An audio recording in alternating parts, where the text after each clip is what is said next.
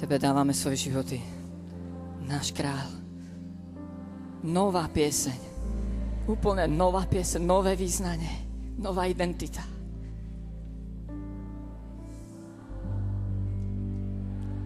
K Tvojej sláve. Teba vyvyšujeme, Tebe patríme. Pred Tebou sa stávame. Tebe dávame všetko. Tebe, ktorý si dal nám všetko. Tebe, ktorý si prvý miloval. Nová pieseň. Pieseň hrdinov. Pieseň bojovníkov.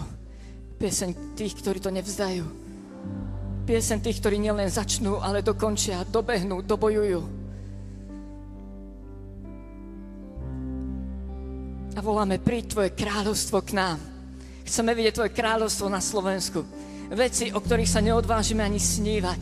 Veci, ktoré sú u ľudí nemožné. Voláme potom, aby sa otvorilo nebo. Aby Tvoji anjeli mohli zostupovať a vystupovať. Aby sa diali rukami Tvojich služobníkov divy, znamenia, zázraky, uzdravenia. A aby si dal Tvojej armáde v tejto krajine smelé vyznávať Tvoje slovo a zvestovať evanjelium. Ó kráľ, lebo si to hoden. Lebo si to hoden. Ty dvíhaš armádu, svoju armádu, král. Svoju armádu, na ktorú dávaš svoju slávu. Svoju armádu, na ktorú vylievaš svojho ducha. Svoju armádu, ktorá nejde v svojej sile, v svojich ambíciách a v svojich plánoch a zámeroch. Svoju armádu, ktorá nenesie svoje meno, ale Tvoje meno. Pane, my sme Tvojou armádou. My sme Tvojou armádou. My sme Tvoji. Tebe sa vstávame. Tebe král. Tebe král. Tebe král. Ty si hoden, Pane. Tvoje kráľovstvo, Tvoja sláva a Tvoja moc na veky vekov. Amen.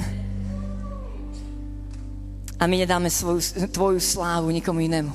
My si nebudeme privlastňovať Tvoju slávu. My ťa nebudeme okrádať o Tvoju slávu. Tvoja armáda Ti vzdáva slávu, král. Amen. Tak zdravím Božiu armádu. Ahojte Boží bojovníci, Boží hrdinovia. Ak si sa vzdal pred ním, ak si jemu vydal svoj život z celého svojho vnútra a srdca, si mal milosť pokľaknúť pred ním a povedať mu, Pane, dávam Ti svoj život.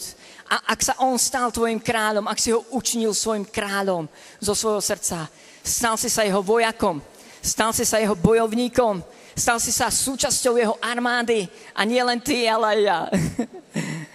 A preto sme spolu. Nie je možné bojovať tento boj, ak nebudeme spolu. Armáda potrebuje byť spolu. Armáda, ak nebude jednotná, tak prehrá. Rozdelený dom neobstojí. Pán Ježiš hovoril, že bude jedno stádo a jeden pastier. Je to tak? Nemôže žiť mimo stáda. Musíme byť spolu. Byť spolu nie je alternatíva. Byť spolu nie je len pre tých zbožnejších, alebo šťastnejších, alebo extrovertnejších, alebo obľúbenejších v kolektíve, obdarovanejších, alebo krajších. Byť spolu je nevyhnutnosť pre mňa aj pre teba.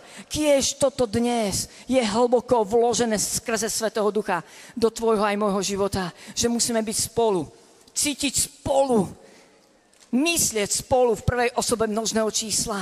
O Pane, zobuď hrdosť Božieho ľudu na to, že je Božím ľudom.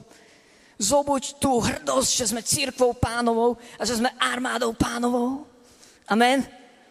Keby nám Pán teraz otvoril oči a videli by sme duchovný pohľad a duchovne by sme počuli, tak zrejme by tu bol rinkot zbraní. Zrejme by si teraz nevedel, kde umiestniť svoj dlhý meč. Zrejme by si nevedel, kam si odložiť teraz tvoju prilbu spasenia, ktorá chráni tvoju hlavu, aby si myslel ako spasený a zachránený človek. Zrejme by na tomto mieste bolo ďaleko viacej svetla, ako je tu svetla. Viete prečo? Lebo je tak teplo, že by si zložil svoj plášť pokory a tvoja výzbroj by sa tak blišťala, že by oslepovala oči tvojich susedov. A chcem vám povedať, že si bojovník, že si hrdina, že ťa Boh k tomu povolal. Aj keď sa tak možno necítiš. Možno niektorí z vás nemáte na sebe celú výzbroj Božiu. Možno nerozmýšľaš ako spasený a zachránený človek, ale je veľa strachu a úzkosti a veľa podozrenia, spochybnenia v tvojej mysli. Ale Pán ti dal príľubu spasenia. A Pán ti dal pancier spravodlivosti, On je tvojou spravodlivosťou. Viete, čo to znamená? Že voľne dýcháš, tvoje pľúca sú chránené. Dýcháš, nie si úzkostný hanbou alebo vinou, ale dýcháš, lebo vieš, že On je tvoja spravodlivosť. Halelujá. A viete, čo to ešte znamená? Že tvoje srdce je chránené a tvoje srdce už nepriložíš k žiadnemu tvojmu úspechu, ale ani k tvojmu neúspechu.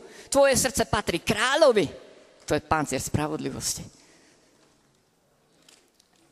Možno si svoje srdce priložil k niečomu, čo Boh cez teba urobil. A možno si myslíš, že na svojich výložkách máš hodnosti kapitána alebo generála. A možno to tak vôbec nie je. Možno máš pozičnú autoritu, ale v Božom kráľovstve prichádza iná autorita. Prichádza jeho pomazanie. Prichádza to, keď ťa on postvihne. Lebo nie ten sa dokázal, kto sa sám odporúča, alebo koho ľudia odporúčajú, ale koho Pán odporúča. A máš opasok pravdy. Viete, čo to znamená? Že žiješ v pravde. Že si tak citlivý na Svätého Ducha, že nevydržíš žiť v lži, v zastieraní nejakého hriechu, v pretvárke. Si v pravde. A viete, čo to ešte znamená? Že si v Božej pravde. Nie v ľudskej pravde. Ale tebe stačí to, že Pán vie. Nezaujíma ťa, čo si ľudia o tebe myslia. Alebo ako sa ty cítiš pred zrkadlom ráno v kúpeľni. Pán vie. A možno máš na sebe obuv hotovosti k evanjeliu pokoja, teda dnes by sme mohli hovoriť o sandálach a šlapkách. A viete, čo to znamená, že chodíš v pokoji? Že vieš, že Pán kladie tvoje nohy a On robí tvoj krok pevným a jelení mi tvoje nohy a On ťa zmocňuje. A znamená to ešte aj to, že ten pokoj ide s tebou a ty ho zvestuješ. A máš meč ducha, ktorým je slovo Božie. Máš ho? Máš ho? A máš štít viery, ktorý môžeš uhasiť všetky šípy toho nešľachetníka. Čítate pozorne 6. kapitolu listu Efeským od 10. verša. Tam je napísané všetky šípy toho nešľachetníka. Halelujá!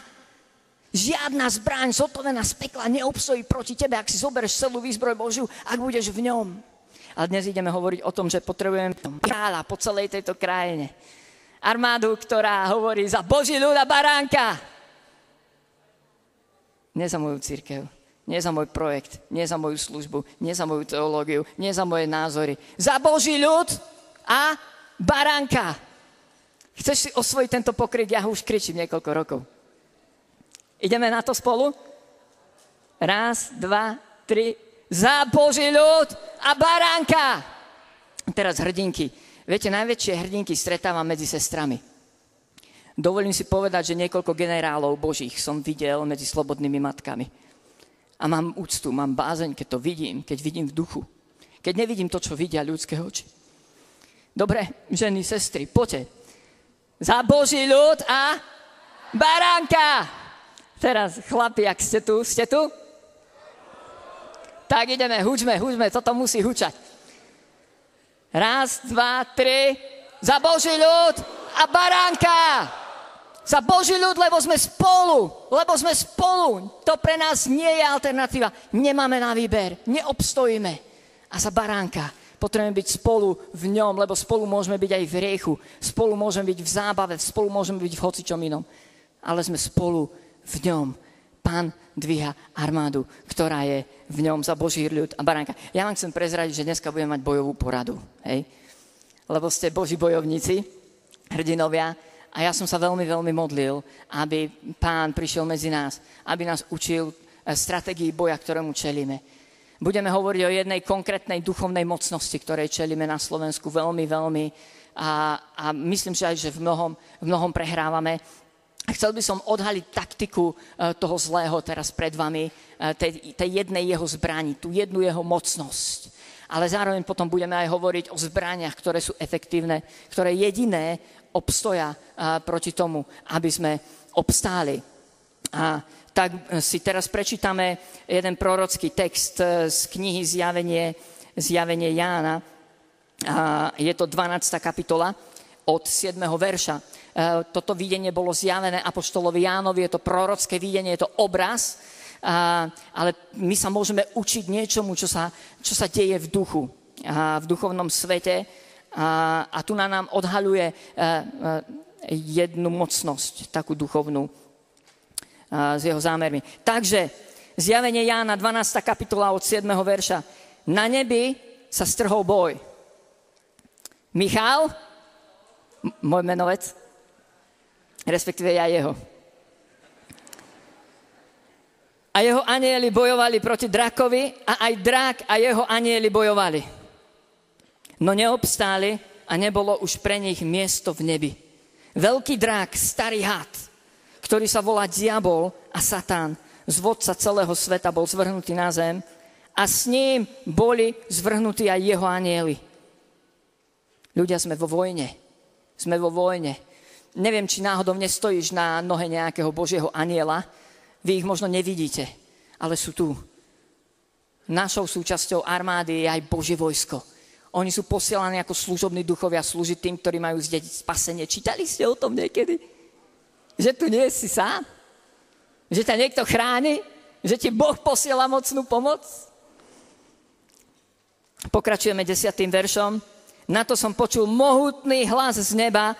Teraz nastala spása a moc i kráľovstvo nášho Boha a vláda jeho pomazaného. Lebo bol zvrhnutý žalobca našich bratov, ten, čo na nich dňom i nocou žaloval pred naším Bohom. Toto je jeho meno, žalobca bratov. To je jedno z mien Satana, jedno z mien jeho hnusnej mocnosti. A rád by som bol, keby sme odhalili jeho taktiku, ale ešte prečítame to víťazné, 11. verš. Ale oni, armáda kráľa, nad ním zvíťazili. Všimnite si, oni nad ním zvíťazili. Oni spolu. Nie jeden z nich, nie niektorí osamelí partizáni z nich. Oni spolu. Ak chceš zvíťaziť, nedá sa to bez toho slovíčka spolu. Víťazstvo bude spoločné, nie tvoje. Víťazstvo bude naše. A sláva bude patriť kráľovi. Halelujá. Ale oni nad ním zvíťazili pre baránkovú krv a pre slovo svojho svedectva a nemilovali svoj život tak, aby sa zľakli smrti. Toľko z tej 12. kapitole knihy Zjavenia Jána. Rád by som bol, keby sme teraz odhalili taktiku žalobcu bratov. Jeho meno je žalovať, žalobca bratov. On žaluje. Kým mohol, tak žaloval pred Božím trónom podľa tohto zjavenia, podľa tohto prorockého obrazu.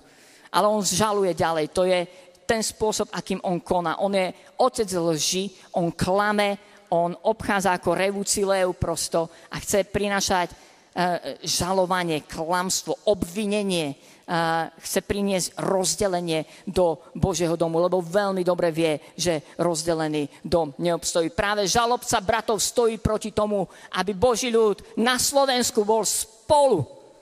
Žalobca bratov ide proti jednote, proti spolupráci a zvlášť proti strategickej spolupráci vedúcich skrze ich hlboké vzťahy.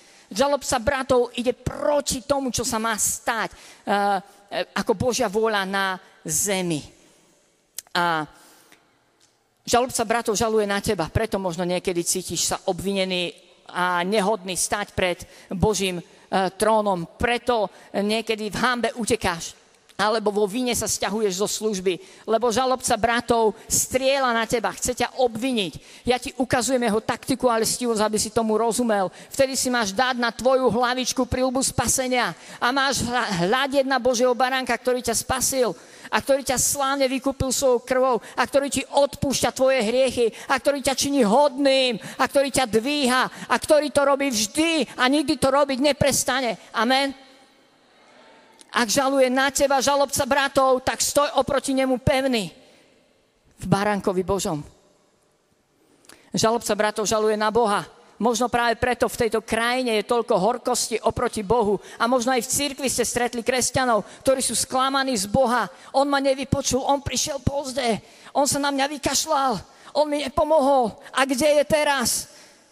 Možno a toto je jeho hlas, to je hlas žalobcu bratov, to sú jeho podlé, slízke myšlienky, ktoré nám podsúva a ktoré dáva na túto krajinu. Ale my stojíme oproti nemu pevní v baránkovi Ježišovi Kristovi. Amen. A on žaluje na tvojich bratov. A to je tretia vec jeho tlaku, jeho sústredeného boja. On žaluje na tvojich bratov okolo teba. na tvojich bratov, ktorých poznáš, na tvojich bratov, o ktorých počuješ. On žaluje na jednotlivé cirkvi, jednotlivé spoločenstva, jednotlivé služby, jednotlivé projekty. On neprichádza s ničím iným, on nemá žiadnu inú agendu, ako priniesť žalovanie, priniesť hnus, priniesť obvinenie, priniesť rozdelenie, a skompromitovať Božie dielo, rozšíriť také ohováranie a lži a všelijaké odpory oproti tomu, čo Boh koná na tejto zemi. To sú jeho 3 tlaky. Ste so mnou? A používa si na to v životoch kresťanov, v mojom aj v tvojom živote. Skôr, než som išiel na toto pódium, tak som robil pokánie. Nikto z nás nie sme úplne imunní oproti žalobcovi bratov. Prosím, keď teraz budem pokračovať ďalej v tomto slove, nerozmýšľaj o tom, kto je nástrojom žalobcu bratov v cirkvi. Rozmýšľaj o sebe samom, do akej miery som dal priestor žalobcovi bratov. A prvý priestor, ktorý mu dávame, prvý trón, kde niekedy zvykneme nevedome, alebo ja neviem v akom oklamaní, dať trón démonickej mocnosti, to sú tvoje ústa, to je tvoj jazyk, to je to, čo hovoríš. A to sú veci, kedy prichádzame s kritikou, s obviňovaním a kedy to šírime. Našimi ústami hovoríme o našich bratoch, za ktorých tekla baránková krv, ktorých Boh nádherne pozdvihol do jeho vojska a my ich obviňujeme, my im za chrbtom hovoríme veci, ktoré sme niekde počuli a s ktorými nesúhlasíme, pretože nie všetci bratia budú zmýšľať tak, ako zmýšľam ja. Prosím, uvedomme si to. Sme armádou kráľa, sme veľmi rozmanití. A možno nebudeme teologicky spolu súhlasiť, možno budeme mať veľmi rozdielne formy zbožnosti, možno budeme iným spôsobom chcieť evangelizovať, možno budeme mať niekde inde dôraz, ale sme bratia a sestry. Amen, sme spolu. Nemusíme súhlasiť, ale cítime spolu. Rozumiete? Naše srdce musí byť spolu. Musíme bojovať ako jedna duša za vieru v evanjelium, plece pri pleci. Není iná možnosť obstať v tomto boji. Ináč tu budeme robiť teátro náboženské v celej krajine a budeme na hanbu. Ako v mnohých prípadoch už aj sme. Kritizovanie, klamstvo, zraňovanie iných. Keď hovoríme pravdu bez lásky, tvoj jazyk, neviem, či si dal tvoje ústa do služby žalobcovi bratov, ale ak áno, dnes sa bude diať prestrojovanie. Budeme skladať zbrane temnoty a budeme brať na seba celú výzbroj Božiu. Ak to budeš chcieť urobiť. Ak budeš ochotný do modlitieb a do pokánia. Druhé miesto, druhý trón, kde zvykneme tejto demonickej bytosti holdovať alebo dávať priestor a nevediac, čo robíme, je mysel. Je to, keď zložíš tvoju príľbu spasenia, ktorá má chrániť tvoju mysel v čistote, v nepoškvrnenosti, v svetosti. Ty máš rozmýšľať o tom, čo je dobré, povestné, čo je milé Bohu. Božie slovo ťa k tomu vyzýva. Božie slovo veľmi jasne hovorí, o čom má kresťan rozmýšľať a o čom nemá rozmýšľať. Ak to potrebuješ naštudovať a nabrúsiť si tvoj meč ducha, tak ťa k tomu povzbudzujem na túto tému. Skús zistiť, čo nová zmluva hovorí o jazyku a čo hovorí o mysli kresťana. Ale ak rozmýšľaš egocentricky, sebecky, ak všetci musia mať tvoju teológiu, tvoju formu zbožnosti, tvoje vyjadrovacie prostriedky, tvoju farbu a ak to vyžaduješ od nich, ak si ty myslíš, že si poznal Boha, 1. Korinským 8. kapitola jasne hovorí, kto si myslí, že už poznal, ešte stále nepoznal tak, ako má poznať, lebo láska buduje, ale známosť nadúva a probiotika nepomôžu. Ďalšia vec je, ak máš dobrú pamäť v tvojej mysli, ak tam máš obrovský register trestov tvojich bratov a sestier, ktorí ti ublížili neviem kedy a neviem ako, tak prosím, dneska ten register vyšikujeme dobre z tvojej špajze a vyhodíme ho von. Dobre? Povedz, dosť, už nejdem hrať hru na ukrivdeného, už sa nejdem hrať na toho, ktorému iní ublížili. Končím s tým, prestanem vyplakávať, kto som ja, aby som zhromažďoval viny iných. Som bojovníkom kráľa. Už o mňa nejde. A záleží mi na tom, čo si myslí on. A on vie, čo je pravda. Amen. Ak máš súdenia o iných vo svojej mysli, tak si dal možno priestor žalobcovi bratov. Ak máš pevné presvedčenia a súdiš iných, kritizuješ ich a pozeráš sa na nich z vrchu a zrejme dávaš priestor žalobcovi bratov. Pozor, možno teologicky nemusíš s nimi súhlasiť. Možno robia aj vážne chyby a ty môžeš prstom ukázať na konkrétne veci. Ale ak nemáš v srdci lásku, zlomenosť a úctu kráľovstva nebeského, tak zrejme nie si bojovníkom kráľa, ale bojovníkom žalobcu bratov. Dajme si na to pozor. Dajme si na to veľký pozor. A samozrejme takáto myseľ v službách žalobcu bratov robí z kresťanov. Viete, akých kresťanov? Elektrických kresťanov. Počuli ste o elektrických kresťanoch niekedy? Nie? Oproti niektorým iným bratom a sestrám vykazujú odpor. Šíria okolo seba napätie. V ich kľúčových vzťahoch nastal skrat.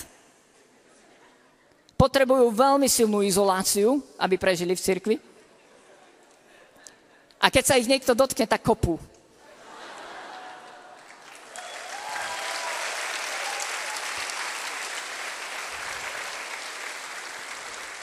A to robí žalobca bratov.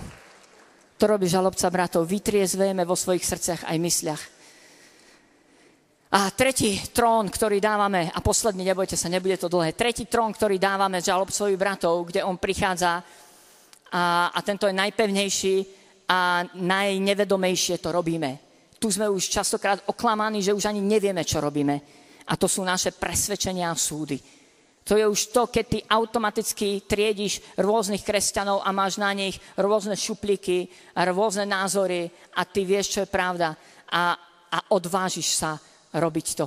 Poviem vám jednu takú moju skúsenosť myslím, že to bolo pred asi 2 rokmi, vyše 2 rokmi.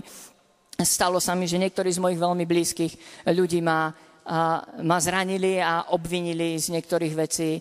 A vôbec to bolo celé také obdobie čelenia takej kritike a myslím, že sme vtedy aj v našom spoločenstve zakúšali taký frontálny útok žalobcu bratov. Bolo to až iracionálne. To sme si nevedeli vysvetliť. Zrazu sa ocitnete v takom mraku temnoty a šíria sa zranenia, zrazu ako keby sa stráca láska. Nepodceňujme takéto útoky, vtedy potrebujeme stať pozorne. A ja už som bol z toho veľmi unavený, rozmýšľal som, že odídem na taký 3-mesačný sabatikál, že si pôjdem niekde oddychnúť, že odídem zo služby, lebo som sa cítil ako ementál, bol som deravý, mal som čisté priestrely tých obvinení. Ale som si povedal, že odídem na pár dní do samoty a dal som si záležať, aby ma nikto nepočul, lebo som musel všetku tú špinu vyznať pred Božou tvárou. A modlil som sa niekoľko dní.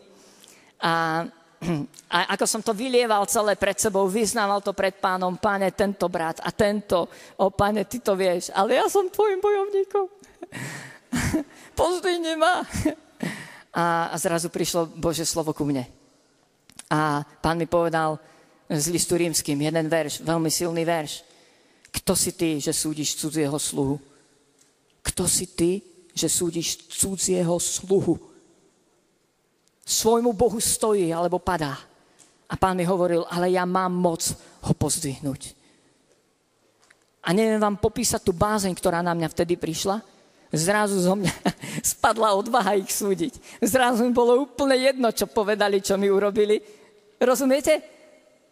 Zrazu som mal takú bázeň, som sa chvel a som zrazu videl, že veď oni sú Boží, veď za nich tekla baránková krv, veď oni nesú Pánovo meno. Joj, kto som ja, aby som ich tu tupil, alebo som si niekde v šuplíku odkladal ich previnenia oproti mne. Kto som ja, na čo to mám robiť? Oni sú kráľovi a aj ja som jeho, ja jemu patrím. Prišla obrovská bázeň. Kto si ty, že súdiš cudzieho sluhu? A elitárstvo je jedno z ovocí žalobcu bratov. Keď máme duchovnú pýchu, keď máme mentalitu exkluzivity, my sme tí lepší, my sme tí duchovnejší, my máme lepšie chvály, lepšiu službu deťom, alebo lepšiu službu manželským párom, alebo lepšie toto. Toto je dielo žalobcu bratov. Vtedy odkladáme pancier spravodlivosti zo seba a naše srdcia sú priložené k niečomu, k čomu nikdy nemali byť priložené, lebo naše srdcia majú patriť iba kráľovi. Lebo Božie slovo hovorí, že nemáme nič, čo by nám nebolo z Božej milosti dané. Nič. Všetky tvoje dary, tvoje úspechy, všetky tie výnimočné veci každej cirkvi, spoločenstva sú Pánové. Kto sme my, aby sme si z nich robili jednotlivé babylonské vežičky ľudskej slávy? Kto sme my, aby sme si robili ľudské ostrovčeky a robili tak hanbu Pánovu menu? A okrádali ho o jeho slávu. To sú pevné presvedčenia, pevné súdy a ovocie žalobcu bratov. Viete, keď sa rozprávam s zahraničnými misionármi, ktorí prídu k nám na Slovensko, oni sú nadšení z toho, ako máme jednotu a spoluprácu. Ja som za to veľmi vďačný. Neviem ako vy. Ale ja si užívam, keď je na metr štvorcový čo najväčší výskyt kresťanov z rôznych cirkví a denominácií a zafarbení. A napriek tomu chcem povedať, že komu bolo mnoho dané, od toho sa mnoho požaduje. Myslím, že v tomto veľmi prehrávame na Slovensku.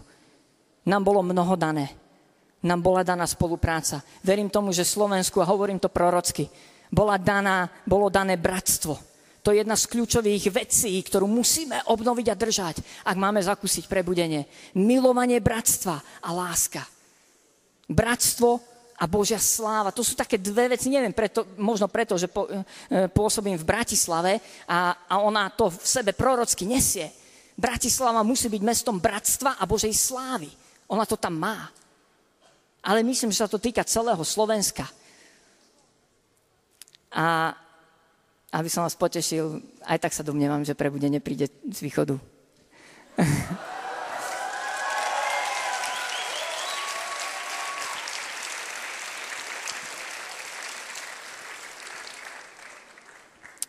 Ale tieto kľúčové slova si skúste zapamätať. Bratstvo a Božia sláva. Bratstvo a Božia sláva. Za Boží ľud a baránka. To by mal byť náš pokrik na Slovensku.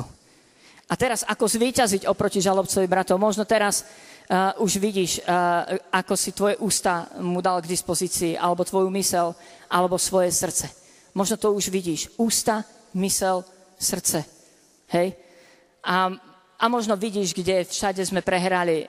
Nie je ťažké vidieť v jednotlivých mestách na Slovensku, vidieť, kde došlo k rozdeleniam, kde bratia už nespolupracujú, kde sa bratia už neobjímajú, alebo už sa nemajú radi, alebo kde bratia sa navzájom obviňujú alebo vytýkajú si niektoré veci. Je to tak? Vidíte to? Keď sa pozriete na politickú scénu, tak to tam vidíte takisto. Žalobca bratov nemá namierené len na cirkev. On prichádza rozdeľovať kdekoľvek na národ. Vidíte rozdelenie za rozdelením. Ale nejdem do toho teraz. Viete, čo si teraz pozrieme? Teraz si pozrieme tie víťazné zbrane.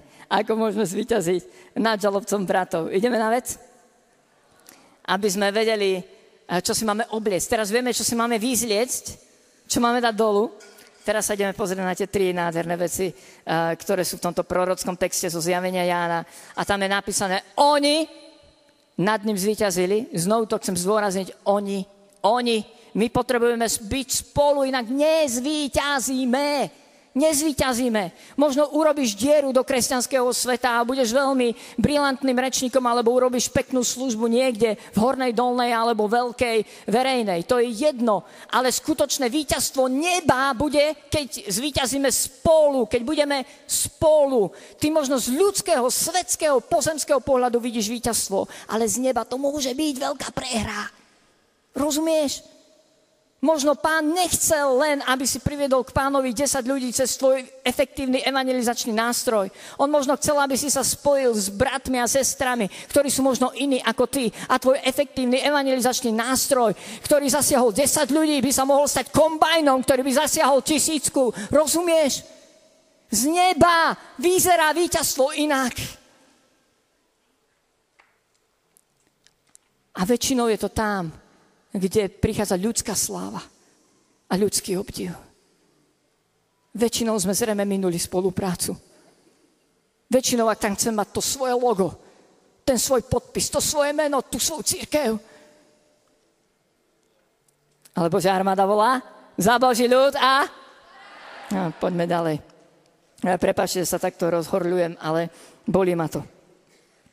Pred Božou tvárou. Prvé víťazstvo je, oni však zvíťazili nad ním krvou baránkovou. Preto náš pokrik je za baránka. To je moje, tvoje, naše víťazstvo, keď si skropený jeho krvou. A keď vidíš jeho krv, keď neprestávaš hľadieť na jeho krvavé rány, keď neprestávaš mať pred očami prebodnutého baránka pre moje a tvoje hriechy, keď neprestávaš vidieť cenu, ktorú on zaplatil, to je tvoje víťazstvo, lebo vtedy si v bázni, vtedy si v pokore, vtedy si v zlomenosti, vtedy si v svetosti a vtedy si v ohni, lebo keď vidíš tú obrovskú cenu, tak si nemastíš svoje brucho v tvojom osobnom spasení, ale si zlomený pre stratené ľudské duše, ktoré sú ešte stratené. Rozumieš tomu? Ak vidíš baránka, tak ti nestačí tvoje spasenie, lebo začneš vidieť žatvu ľudských duší. Baránková krv. A vidíš, že tiekla za tvojich bratov a sestry. Prestaneš na nich len tak strieľať šípy žalobcu bratov. Prestaneš do nich píchať tvojim mečom ducha. Prestaneš na nich hádzať tvoju príľbu spasenia. Prestaneš ich kopať zozadu, nechcem povedať verejne kam. Ak vidíš Božieho prebodnutého baránka, tak vidíš, že jednáš s niečím, čo je Bohu vzácne, za čo on zomieral, čo on chce. On chce mať svoj ľud. On je otec. A jeho srdce krváca, keď jeho deti nechcú byť spolu, keď sa jeho deti vadia.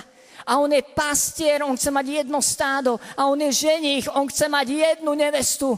Jednu nevestu. On nie je poligám.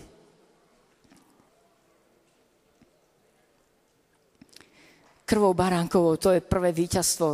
A ja tak tomu pozývam, hľad na Božieho prebodnutého baránka. Maj ho pred očami a získaš kráľovskú úctu. Budeš sa pozerať s úctou na Božích mužov a ženy okolo teba. Budeš žehnať. Zmení to tvoj pohľad. Zmení to tvoj uhol pohľadu. A budeš vďačný za to, čo Boh koná v tejto krajine. Krvou baránkovou. Druhé víťazstvo slovom svojho svedectva. Celé to je o tom, že my sme tu, aby sme svedčili. Aby sme boli nástrojmi v žatve. Viete, kedy sa Boží ľud začne hádať? Keď prestane evangelizovať. Keď prestane byť zlomený pre stratené ľudské duše. A toto sa mi stalo minulý rok v lete. Nejak ma to znovu premohlo, tie všetky naše rozdiely, cirkevné, denominačné, teologické. Ten posledný rok sa v tom nejako varím. A tak som znovu išiel do samoty. Tak ďaleko na východné Slovensko, ako som v živote ešte nebol. A tam som sa modlil. A tam mi Pán dal veľmi na srdce z listu Filipským ten text. Nech sa Kristus zvestuje akokoľvek. Ja sa tomu budem tešiť. Rozumiete tomu? Druhá zbraň, ktorá nám pomôže zvíťaziť nad žalobcom bratov, je zamerať sa na to, prečo tu sme. Zamerať sa na kázanie Krista, kázanie evanjelia, na získavanie stratených ľudských duší. A nie stavanie nejakých mohýl, pomníkov a kráľovstiev, nejakej teológie a nejakej špecifickej služby, špecifického služobníka. My sme armádou, ktorá bojuje za Boží ľud a aby rady Božieho ľudu sa rozširovali. Zvíťazíme slovom svedectva, keď svedčíme o baránkovi. A keď nesvedčíme o našich chybách navzájom, keď nie sme svedkami hriechov našich bratov a sestier, ale keď sme svedkami kráľa kráľov. Rozumiete, koho si svedkom? O čom svedčíš ty? Ja chcem svedčiť o kráľovi, ktorý za nás zomieral a vstal z mŕtvych a je živý a vládne na veky vekov. Tretia zbraň je nemilovať svoj život až do smrti.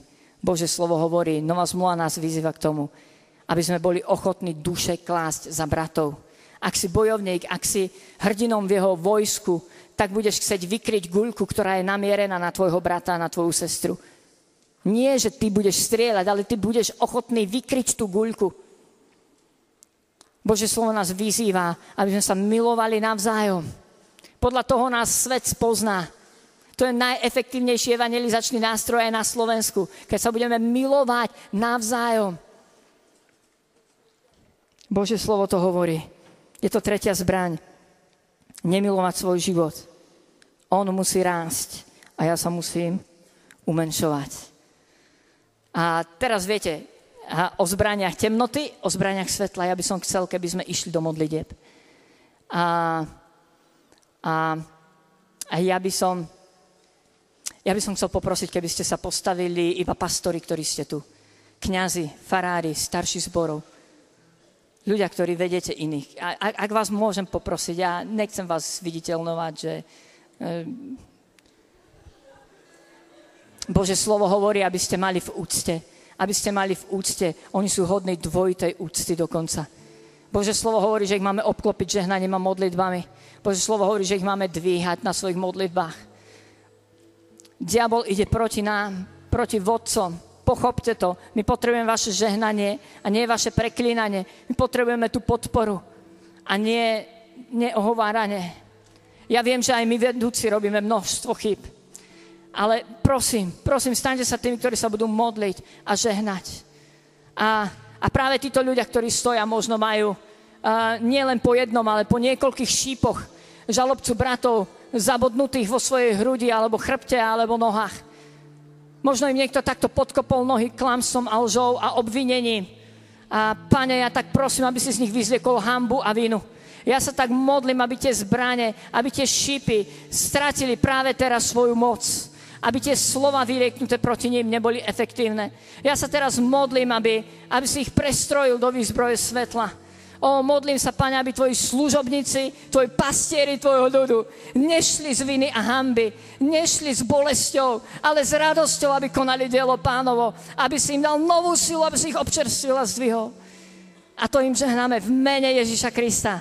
Amen. Amen. A možno sa to týka aj vás ostatných.